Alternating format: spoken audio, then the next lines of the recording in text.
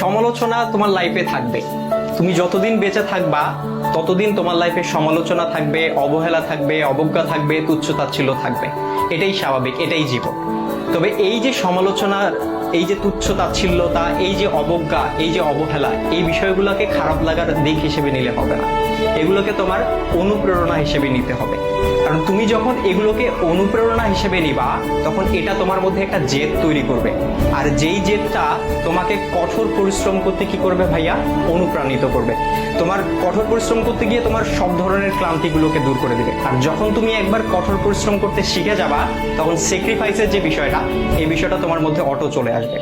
সুতরাং এই যে, আর সবকিছুর সাথে যদি বলো যে এই যে সমালোচনা, এই সমালোচনার পাশাপাশি জেদ, কঠোর পরিশ্রম, স্যাক্রিফাইস, আর এগুলোর সাথে যখন মেধার সংমিশ্রণ ঘটবে, তখনই তোমার স্বপ্নগুলো পূরণ হবে। সুতরাং সমালোচনাকারীর এই যে সমালোচনা, এই যে অবজ্ঞা, এই